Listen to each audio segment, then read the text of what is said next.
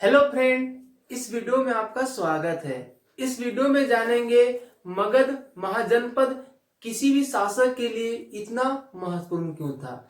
Magadh mainly उस समय बिहार में था, आज का बिहार। ठीक है, तो टॉपिक आपको दिख रहा होगा, मगध महाजनपद क्यों अधिक महत्वपूर्ण था। उससे पहले समझते हैं कि उस समय उत्तर भारत में कितना महाजनपद था।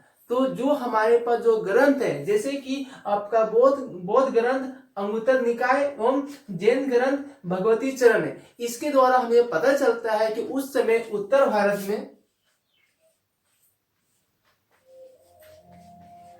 कितना था, 16 महाजनपद था। ठीक है, समझ गए बात। उस समय उत्तर भारत में कितना था, 16 महाजनपद का उल्लेख है आपका बौद्ध ग्रंथ और आपका जैन ग्रंथ में। आप समझते हैं कि जो महाजनपद है वह कितने प्रकार का होता है। तो मेनली जो महाजनपद होगा वह 2 प्रकार का होगा, एक आपका गणराज्य होगा, दूसरा राजतंत्र होगा। आप समझते हैं कि गणराज्य और राजतंत्र में क्या अंतर होता है।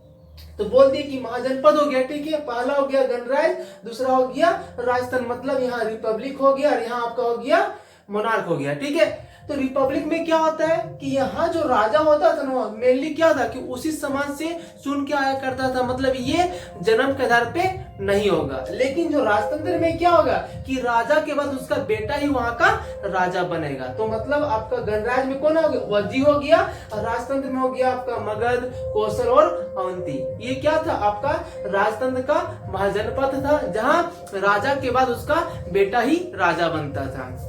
आप समझते हैं कि महाजनपद जो मगध है किसी भी शासक के लिए इतना महत्वपूर्ण क्यों था। चलिए शुरू करते हैं। तो फर्स्ट क्या हो रहा है, यह गंगा बेसिन में स्थित है। ठीक है, भारत में या किसी भी देश में जो भी सभ्यता उत्पन्न हुआ, ठीक है, वह नदी के किनारे ही हुआ। जैसे भारत में जो इंडस वैली सिविलाइजेशन है, ये क्या हुआ, सिंधु नदी के किनारे ही बसा। ठीक है, तो उसी प्रकार हर देश में जो सभ्यता का जन्म होता है वह नदी के किनारे ही होता है, क्योंकि हमें क्या चाहिए, खेती करने के लिए हमें पानी चाहिए और उसके लिए हमें एक मिट्टी चाहिए, और मिट्टी कहाँ आपको अच्छा मिलता है, नदी के किनारे ही होता है। इसीलिए भारत में जो भी सभ्यता है, विश्व में जो सभ्यता है, वह सब नदी के किनारे ही बसा है। ठीक है, तो मतलब ये पहला मगध इतना महत्वपूर्ण इसलिए था क्योंकि ये गंगा बेसिन में, क्योंकि जो गंगा था, गंगा किनारे ये मगध बसा था। तो ये किसी भी शासक के लिए महत्वपूर्ण था, क्योंकि इसके द्वारा हमें पानी मिल जाता था,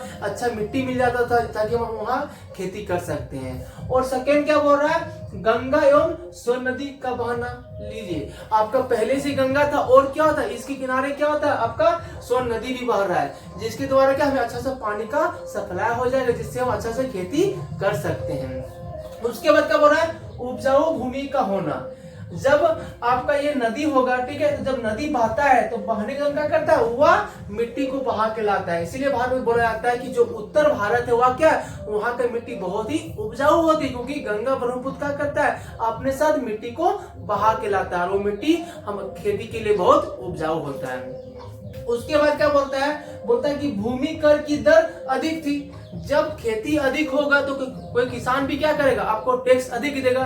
तो राजा के लिए बहुत लाभदायक था, क्योंकि यहाँ क्या था, अच्छा रेवेन्यू मिलता था। तो इसीलिए कोई भी शासक के लिए मगध इसलिए जरूरी था, क्योंकि यहाँ क्या था, अच्छा रेवेन्यू में प्राप्त होता था। उसके बाद बोल रहा है कि जंगलों की बहुलता। अब जो आज का जो झारखंड वो पहले बिहार में ही था, ठीक है, तो यहाँ उत्तरी छोटा नागपुर और आपका दक्षिण छोटा नागपुर है। ठीक है, तो इसमें क्या होता है, जंगल की बहुत बहुलता था, और इस जंगल से क्या हमें लकड़ी मिलता था, मतलब आपका हाथी मिलता था। ठीक है, जिसके द्वारा हम युद्ध में अपने सैनिक को मजबूर कर सकते हैं। और इस साथ में क्या बोलता है, खनिज संपदा की बहुलता, यानी जहां जंगल होगा तो मतलब वहां क्या होगा, खनिज होगा। इस खनिज को क्या कर सकते हैं, हम अपने राज्य को विकास कर सकते हैं। इसीलिए कोई भी शासक के लिए मगध बहुत जरूरी था, क्योंकि मगध के द्वारा क्या कर सकते हैं, हम अपने आप को शक्तिशाली कर सकते हैं। इसीलिए उस समय उत्तर भारत में सबसे जो पावरफुल जो महाजनपद था वह था मगध। मगध पे जिसका शासन होगा वह बहुत ही शक्तिशाली राजा होगा। थैंक यू दोस्तों, वीडियो अच्छा लगा हो तो लाइक कर दीजिए, और हमसे जुड़ने के लिए मेरे चैनल को सब्सक्राइब कर दीजिए।